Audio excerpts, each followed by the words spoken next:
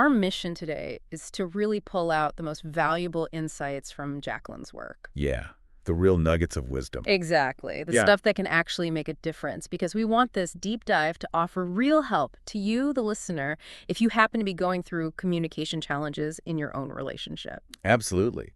And it's not about dwelling on the negative either. The guidebook itself has this really positive and encouraging tone, which is something we definitely want to maintain here today. Definitely. Would you say it's hopeful?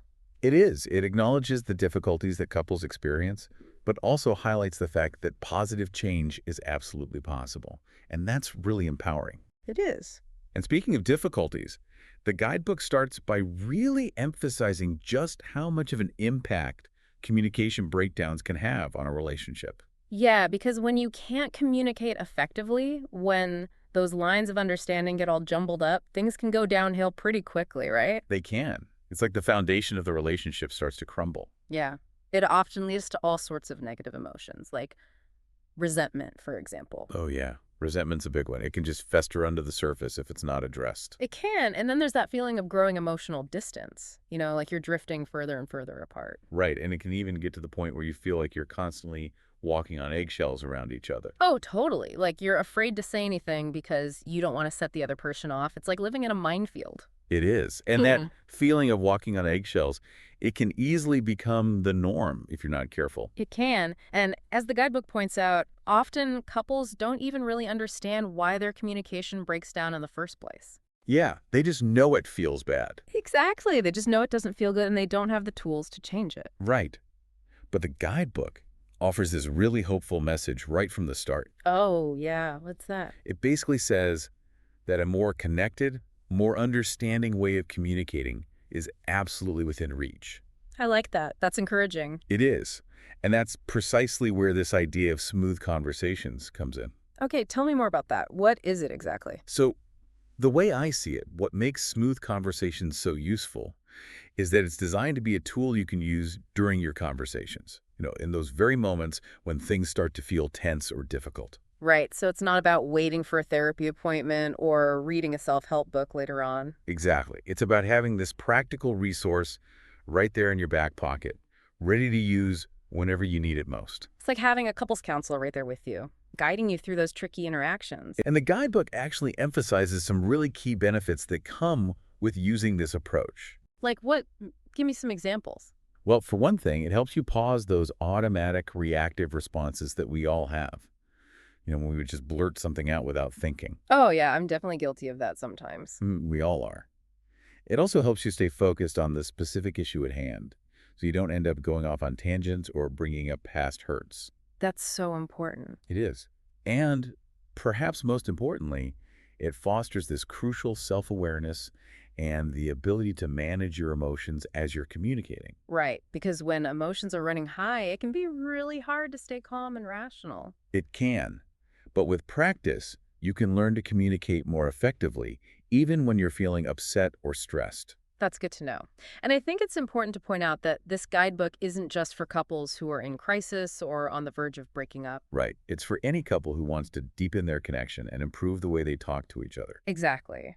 Whether you're dealing with ongoing challenges or simply want to have a more harmonious and fulfilling relationship. Exactly. And the guidebook is really clear about what it covers. It starts by helping you understand those common communication struggles that we all face. Then it introduces the Smooth Conversations framework itself. Okay. And then it explains this helpful concept of a conversation arc, which we'll get into a bit later. Oh, that's interesting. Yes. Then it provides this really clear step-by-step guide on how to actually put the framework into practice. So it's practical. Very practical. And finally, it explores both the immediate and the longer-term positive changes you can expect to see in your relationship as you start using these tools. So it's like a roadmap for better communication. It is. Yeah. And it's very much rooted in this idea of learning by doing, which makes perfect sense. Because effective communication is a skill, just like any other skill. And the way you get better at it is through practice. That makes sense. Yeah. And you know what I really appreciate about the guidebook? It doesn't shy away from asking those tough questions. Oh, yeah. What kind of questions? Well, early on, it poses a series of really thought-provoking questions that I think a lot of people in struggling relationships will identify with. Okay, give me some examples. For instance, it asks things like, Do you and your partner find yourselves arguing about the same issues over and over again without ever reaching a resolution? Hmm, that's a good one. I know a lot of couples who do that. Right. And it asks, do you often feel like your partner isn't truly hearing you when you try to express your thoughts and feelings? That's a big one, too. It can be so frustrating to feel like you're not being heard. It can. And then it goes on to ask, has an emotional distance started to grow between you and your partner? Oof, that's a tough one. Yeah. And there's this really heartfelt sentiment in the guidebook. They express their deep desire to help couples break free from these negative cycles. That's nice. Yeah. They talk about wanting to help couples lower their defenses, to establish healthy boundaries where both partners feel respected, to foster a space of authenticity where you can truly be yourselves with each other, and ultimately to build a relationship that's deeply rooted in trust and love. That's beautiful. It is. And they really emphasize that this guide offers a practical and simple way to move away from that place of frustration and towards greater understanding and connection. That's what we all want, right? Definitely. And the journey towards those smoother conversations, it begins with really understanding the nature of the communication struggle itself. Okay, so how does the guidebook approach that? Well, it uses this really insightful analogy comparing a relationship to a house. Okay, I like that. Yeah.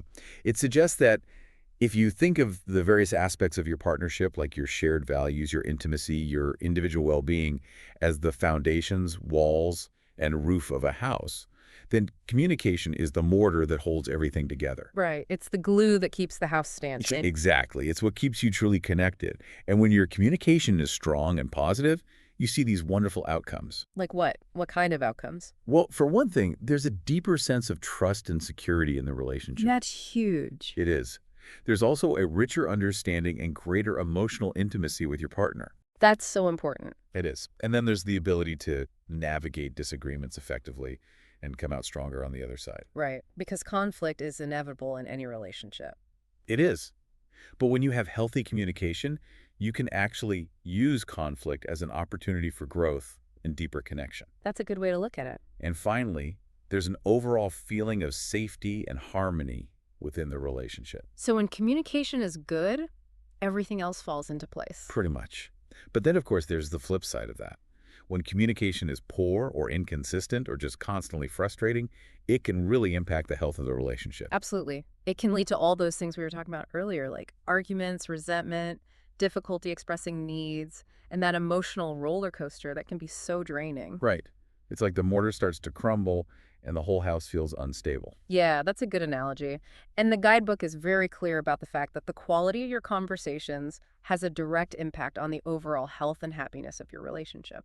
It does. And I think a lot of people underestimate that. They do. So if your communication feels like a constant source of frustration, if you find yourselves going in circles, or if your interactions just feel pointless, that's a clear sign that something needs to change. It is. It's a sign that you need a different approach. And the guidebook goes on to explore some of the common underlying factors that contribute to those communication struggles in the first place. Okay, so what are some of those factors? Well, it starts with something that I think many of us can relate to in today's world, and that's just the sheer busyness and constant distractions of modern life. Oh, yeah. I mean, we're all so busy these days, juggling work, family, and a million other things. It can be hard to find the time and energy for quality communication. It can. And often our communication with our partners gets squeezed into these short, reactive exchanges, which unfortunately can lead to misunderstandings and a lack of true connection. Right, because when you're constantly multitasking and rushing around, it's hard to be fully present and engaged in a conversation. It is. And then on top of that, the guidebook brings up this really important point about the impact of unhealthy communication habits that we might have unconsciously learned growing up. Right, like those patterns we pick up from our family. Exactly. You know, we tend to model the communication patterns we observed in our families, whether that was avoiding conflict at all costs, resorting to criticism, becoming defensive when challenged, or even having emotional outbursts. Yeah. And those patterns can become so deeply ingrained that it's hard to communicate in a different way as adults, even when we know those patterns aren't serving our relationships well. Exactly. It even includes a quote from Terry Real here, which I found really insightful.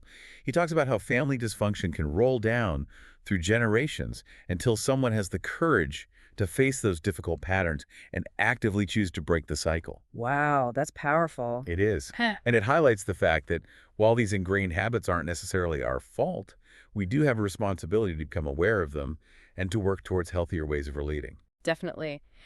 And then there's the significant role of our own emotional triggers and the personal baggage we carry from past hurts and experiences.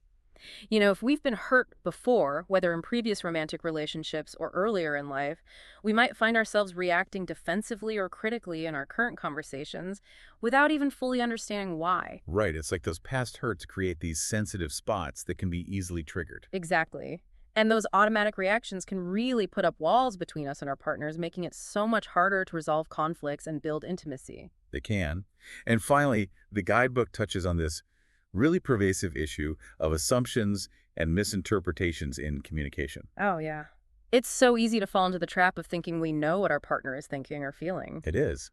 But those assumptions are so often inaccurate, and they can be a major source of conflict. They can. And instead of taking the time to ask for clarification and genuinely seeking to understand our partner's perspective, we often react based on what the guidebook calls the story we made up in our head, which might be totally different from our partner's reality. Exactly. So thinking about those factors, our listener, which ones feel most familiar in your own relationship? It's definitely something worth reflecting on. It is. And if you're not careful, those communication struggles can lead to some pretty serious consequences. They can. The guidebook actually outlines some of the potential consequences of letting these issues go unaddressed. Like what? What are some of the potential downsides? Well, for one thing, there's a growing sense of emotional distance between you and your partner. That feeling of drifting apart that we talked about earlier. Yeah. There's also the experience of constant arguments that never seem to reach a real resolution. Oh, yeah. It's like you're just going around in circles, getting nowhere. Exactly. And then there's a significant erosion of trust and intimacy over time. That's a big one. It is. And if it goes on long enough, it can get to the point where the relationship starts to feel more like a battleground than a supportive partnership. Oh, wow. So you end up focusing more on trying to win arguments than on working together as a team. Right. And that's not a healthy or sustainable dynamic for any relationship. It's not. But the good news is that the guidebook offers this really encouraging message. Understand? It says that it doesn't have to stay that way. Right. You can change things. Exactly. By learning and implementing new and more effective ways to communicate, couples can break free from those negative cycles. To get started, it's helpful to understand some of the common topics that tend to be flashpoints for conflict in many relationships. Okay, so what are some of those topics? Well, the guidebook lists areas like family and relationships. Right, like navigating in-law dynamics, parenting styles, all that stuff. Exactly. It also highlights emotions and mental health, which can be really important but often difficult to talk about. Yeah, because those conversations can get pretty personal and vulnerable. They can.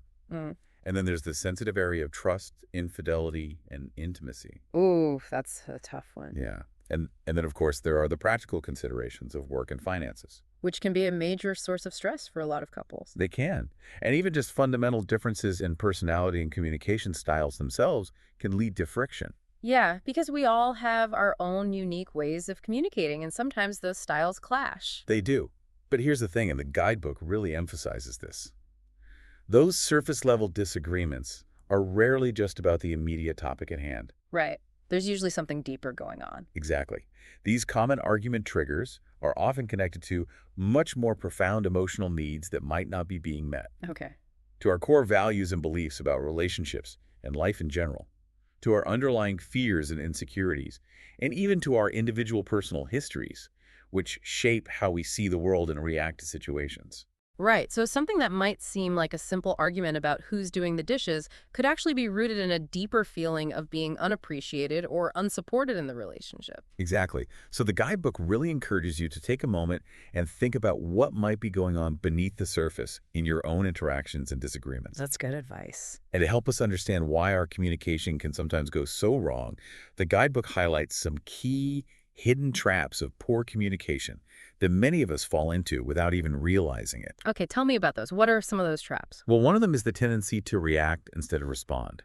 When we're in the middle of a disagreement and emotions are running high, it's so easy to just react impulsively. Oh, yeah, like raising your voice, saying something hurtful, or just shutting down emotionally. Exactly. And the guidebook actually includes this powerful quote from Dr. Sue Johnson. She emphasizes that in loving relationships, the most effective way to regulate difficult emotions isn't to withdraw or make assumptions, but rather to share those vulnerable feelings with your partner. Hmm, that's interesting. Because often when we're feeling threatened or upset, our instinct is to do the opposite, right? We withdraw or lash out. Exactly. Hmm. But the guidebook suggests that vulnerability and sharing those difficult emotions can actually be a pathway to deeper connection. That's a good reminder. Yeah. And then another hidden trap is making assumptions about your partner's thoughts, feelings, or intentions, instead of actually taking the time to seek genuine understanding. Oh, yeah, like thinking, they should just know how I feel, or I already know what they're going to say. Exactly. And those assumptions just create unnecessary barriers to real connection. They do. And then another trap is focusing on winning the argument rather than actually working together to resolve the underlying issue. Right, because when conversations become a competition, no one really wins in the long run. Exactly. Resentment and hurt feelings tend to linger long after the winner has been declared. They do. Mhm. And finally, there's the tendency to rely on quick fixes or superficial solutions instead of really digging into the deeper roots of the problem. Right. Like just jumping to a solution without first taking the time to truly listen to your partner's perspective, validate their emotions, and understand the core issues at play. Yeah, that's a recipe for disaster. It can be. So the guidebook poses this really important question. What essential piece of healthy communication might be missing in your relationship right now? Hmm, that's a good one to reflect on. It is. And the good news is that your current communication struggles aren't a permanent fixture. That's good to know. Yeah, you absolutely have the power to start making positive changes in your very next conversation. So how do we do that? Where do we start? Well, it all begins with that fundamental act of truly listening to your partner. Okay. And I mean really listening, not just hearing their words, but also paying attention to the emotions and needs behind those words. Right, like listening with your heart as well as your ears. Exactly. And then it's about learning and practicing new ways to express your own thoughts and feelings clearly and respectfully. And it's also about asking better questions. Questions that are genuinely aimed at understanding your partner's perspective and the nuances of the situation more deeply. So it's not just about talking, it's about really understanding each other. Exactly. And the underlying principle here is that when you and your partner feel truly understood by each other, those frustrating misunderstandings tend to naturally dissipate, and you both feel more heard, valued, and connected. That makes sense. And this understanding of the dynamics of poor communication leads us directly into what the guidebook introduces as the conversation arc. Okay, tell me more about that. What is the conversation arc? So the conversation arc is basically a practical framework for turning conflict into those more productive and connecting, smooth conversations we've been discussing. But before we dive into the specifics of the arc, the guidebook addresses something really important. What's that? It talks about why some of the more traditional communication advice we often hear can sometimes fall short in real-life situations. Those typical suggestions like just open up more or try using I statements. Right, because those pieces of advice, while they might sound good in theory, they can be really hard to put into practice when you're in the middle of a heated discussion. Exactly. The guidebook points out that those more general methods often lack a clear structure to follow in the moment. Right, so it's like, okay, I'm supposed to open up more, but how do I actually do that? Exactly. And they can also feel too complex to remember when you're feeling emotionally charged. Right, because when you're upset, it's hard to think straight. Exactly. And the ultimate goal of using these smooth conversations is to help you achieve some really positive outcomes in your relationship. Like what? What are some of those outcomes? Well, the guidebook summarizes them really nicely. It says that the aim is to help you begin conversations calmly and respectfully, to listen and speak to each other with greater kindness and empathy, to reconnect with your partner in a spirit of good faith and mutual understanding, Okay. to collaboratively find agreements and workable compromises on the issues you're facing, and ultimately to reach a place of greater peace, harmony, and mutual acceptance in your relationship. Those are some pretty amazing outcomes. They are.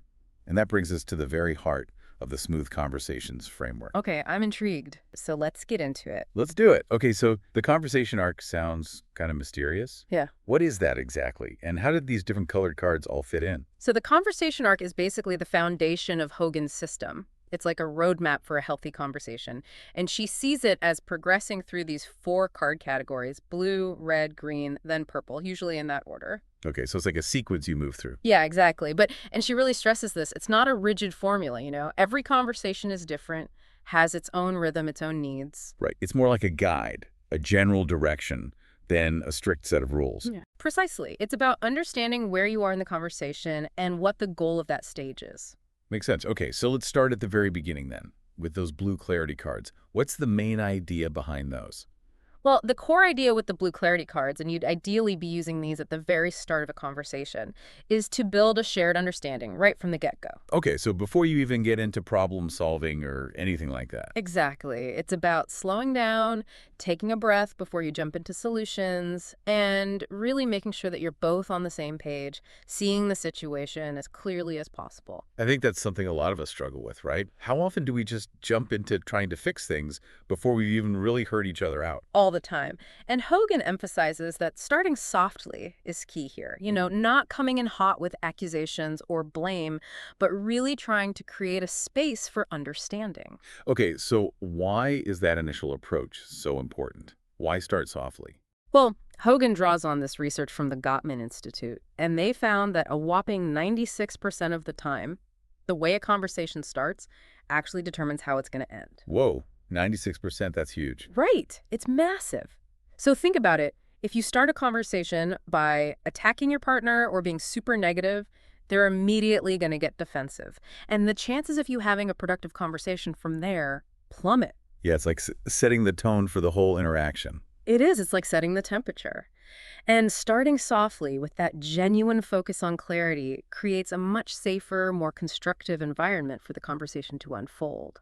So these blue clarity cards are all about setting that positive tone at the beginning. What kind of things do they help you and your partner actually do in this initial phase? They're designed to help you share your individual perspectives, without all the judgment and baggage that can sometimes come with that. Right, just laying it all out there. Yeah, exactly. And to really pinpoint the emotions that you're each feeling in that moment and explore all those different factors that might be contributing to the situation.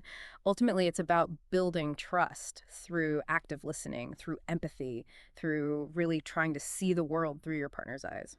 So understanding the emotional landscape before you even get into figuring out solutions, that's so interesting. And the guidebook actually gives some really concrete examples of questions from these blue clarity cards Yeah. in that step-by-step guide section. And one that really stood out to me was, can you help me understand from your point of view? It seems so simple, but what's the power in asking something that direct? Well, the power is in how directly it challenges us to confront our assumptions. Yeah. We all walk around with these ideas about what our partner is thinking or feeling, and those assumptions can really derail a conversation before it even starts. For sure, we all do that. We all do it. And by explicitly asking your partner to share their perspective, you're opening the door to let go of those assumptions and start building a clearer picture together. It's about actively getting rid of those assumptions that we all have. Yeah, and it shows your partner that you're genuinely willing to see things from their side, which is huge in building trust and understanding. Totally. Another example they give is, what emotions did you experience in the moment? Yeah. And that feels really important for moving past just like the facts of what happened and getting to the heart of how it actually impacted you both. Exactly. It's about acknowledging that emotions are a valid part of the equation, We often try to push them aside and just focus on the facts, but that doesn't really get us anywhere because a lot of the time, disagreements aren't about the facts themselves, but about the feelings underneath. Right. It's about acknowledging that there's a whole other layer there. Exactly. And asking that question helps both of you to put those feelings into words, to make the invisible visible, and that can be incredibly powerful in terms of creating understanding and empathy. So powerful. It's like you're giving those feelings space to exist. You're giving them legitimacy. And the last blue clarity card example from that section is, what do you really desire? And that one feels like it's getting to the core of what's going on beneath the surface. It does. It's like it's going beyond just the immediate frustrations. Right. because often those surface level complaints are just symptoms of something deeper. So this question pushes past those and tries to get at the underlying needs and desires that are driving the conflict. What are you actually longing for in this relationship? What are you really fighting for? Oh, that's good. It's like reframing the whole conversation from a battle into a shared pursuit of those deeper needs. Exactly. And when you can tap into that shared desire, that common ground, it can completely change the dynamic of the conversation. Yeah, it gives you a lot of options for encouraging that real seeing and hearing of your partner's inner world. And once that clarity starts to emerge, then you can naturally move into the next phase, which is where those red repair cards come in. Okay, red repair. So what's the focus in this stage? What shifts? So after you've established that clear understanding, you've acknowledged each other's emotions, the red repair phase is about really digging into the issues at hand. The goal here is to actively repair any misunderstandings that came up during that clarity phase and to process all those feelings and experiences that were unearthed to make sense of it all. So it's about actively working to mend the breaks, whether those are in the conversation itself or in the relationship more broadly. Absolutely. It's about acknowledging that something got broken, whether it was trust, communication, whatever, and starting to take those first steps towards fixing it. And what kind of things do these red repair cards actually help you and your partner do to start that fixing process? Well, they guide you in exploring your boundaries. Where are the lines for each of you? And in figuring out where there might be room for compromise. They also prompt you to brainstorm ideas and solutions for the problems that you've identified. Okay, so it's getting into the nitty-gritty of problem solving. It is, but it's also about rebuilding trust and showing your commitment to the relationship and thinking about ways you can support each other moving forward. It's about turning that understanding you gained in the blue phase into action. Right, it's like taking that understanding and saying, okay, what are we going to do with this? Exactly, and the guidebook talks about how these cards are specifically designed to help repair past hurts and heal emotional wounds, which is a pretty powerful concept. It is. It's like you're acknowledging that there's baggage there, that there are things that need healing. And by actively engaging in these repair attempts, you're not just sweeping those hurts under the rug, you're addressing them head on. And that not only helps to de-escalate conflict in the present moment, but it can also prevent those old wounds from flaring up again in the future. Right, so it's not just a Band-Aid solution. It's about actually addressing the root of the problem. Exactly. It's preventative maintenance for your relationship. I love that, preventative maintenance. Okay, so let's look at some specific examples of red repair card questions from the guidebook. One that they give is, what would a compromise look like? And that seems like a really direct way to get to the heart of finding a solution that works for both of you. It is, and what's really helpful about that question is that it encourages flexibility and growth, Yeah. It moves you away from that win-lose mentality that a lot of couples get stuck in and towards finding a solution that respects both of your needs and boundaries, even if it means letting go of a little bit of what you initially wanted. So it's about finding that middle ground where everyone feels heard and respected. Exactly, and when you can do that, it can be incredibly powerful for moving forward. Another example is, what values will guide our decision-making? And that one feels like it's zooming out a bit, looking at the bigger picture. It is. It's about grounding your decision-making in your shared values as a couple. So it's not just about solving this one specific problem, but about making choices that are aligned with what truly matters to both of you. What kind of relationship do you want to have? What principles do you want to live by? It's like you're giving yourselves a compass for navigating these difficult conversations. Exactly. You're saying, okay, this is our North Star. This is what we're aiming for. And the last red repair card example is how can we best support each other through this? And that one feels really focused on teamwork and compassion. It does. It's like acknowledging that you're in this together. Yeah, it's about shifting the dynamic from feeling like you're on opposite sides to being on the same team, working together to overcome a challenge. It's about saying, hey, I'm here for you. How can I help? So it's about offering that practical and emotional support to your partner. It is. It's about showing up for each other in a real way. So that's the red repair phase. It's about actively engaging with the issues, finding solutions, and rebuilding that sense of trust and connection. And once you've started to make some progress in that repair work, the conversation arc moves you into the green unity cards. Green unity. Okay, that sounds promising. What's the goal here? This is where things start to feel really good. The green unity cards are all about reconnection and building on all that positive momentum you've created in the repair phase. The goal is to help you and your partner reconnect with a renewed sense of agreement and compassion, coming back together as a team.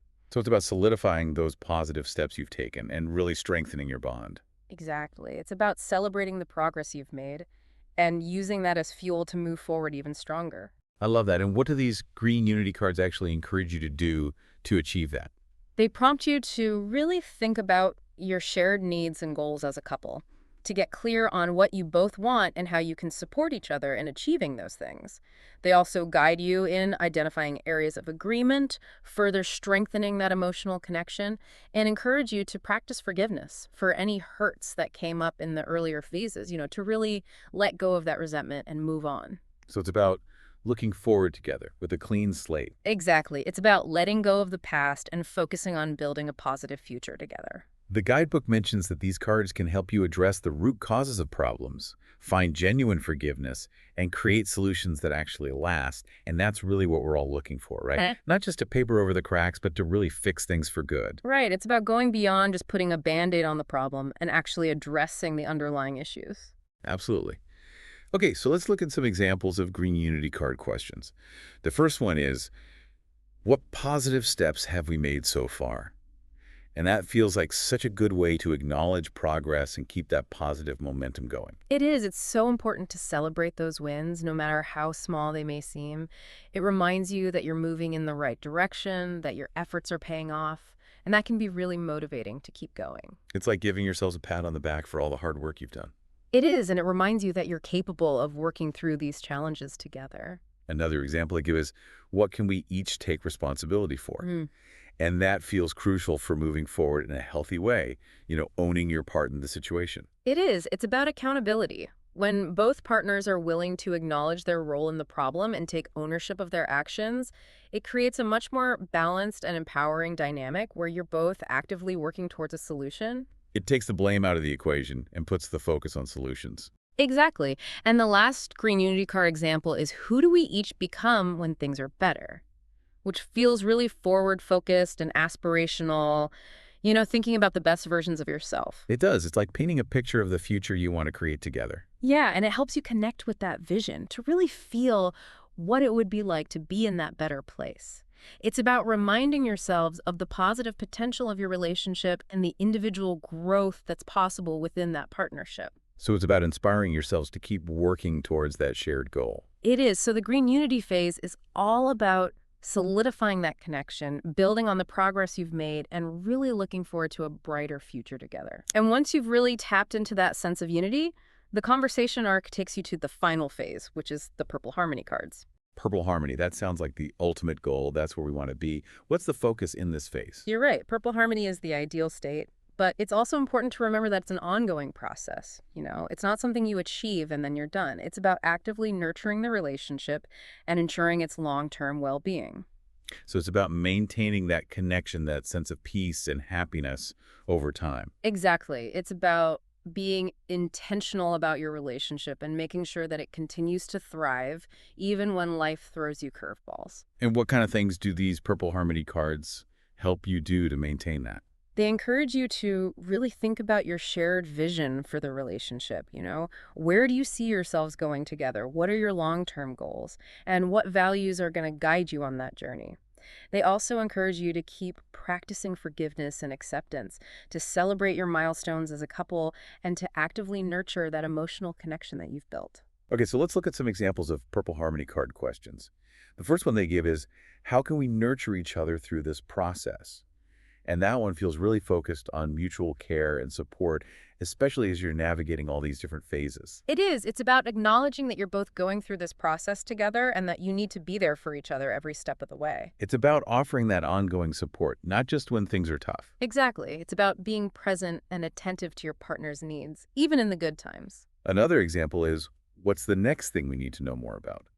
And that one feels very much about growth and learning, both individually and as a couple. It is. It's about recognizing that there's always more to learn, that you're never really done growing, and that you can continue to deepen your understanding of yourselves and each other over time. It's about staying curious and open to new possibilities. Exactly. It's about approaching your relationship with a spirit of adventure and discovery. And the last Purple Harmony card example is, what new beliefs will we embrace to create the future we desire?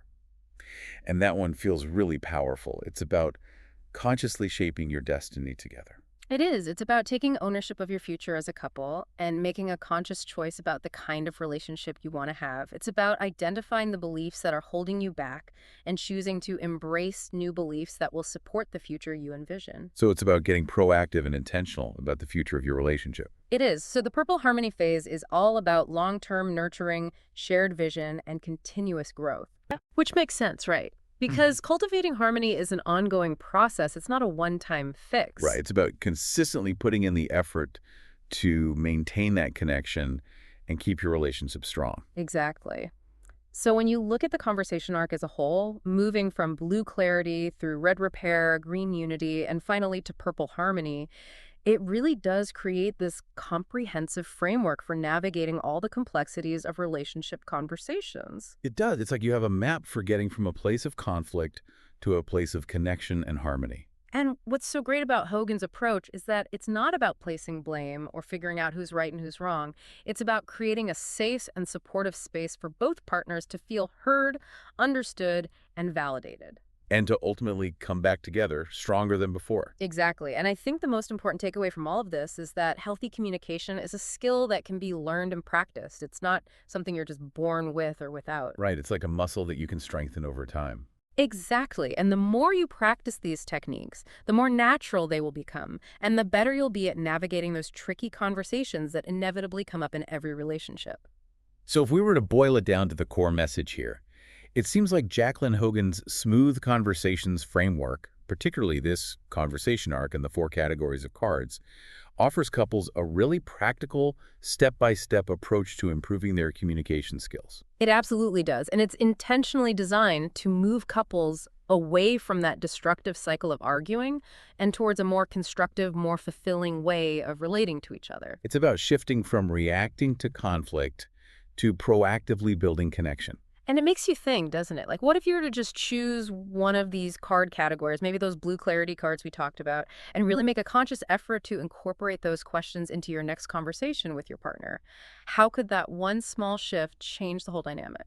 It's amazing to think about how even just starting with clarity could completely transform the trajectory of a conversation, even before you get to the point of trying to solve anything. It really highlights how important the process of communication is, you know? It's not just about what you say, but how you say it. Exactly. And I think that's such a powerful takeaway for everyone listening. Understanding and engaging with the process of communication, using a framework like Hogan's conversation arc, could be just as valuable, if not more so, than the actual content of the conversations themselves. It's a game changer for sure, and I encourage everyone to give it a try. You might be surprised at the results. Absolutely. Food for thought for sure. For sure. And that's it for this deep dive. See you next time. See you next time.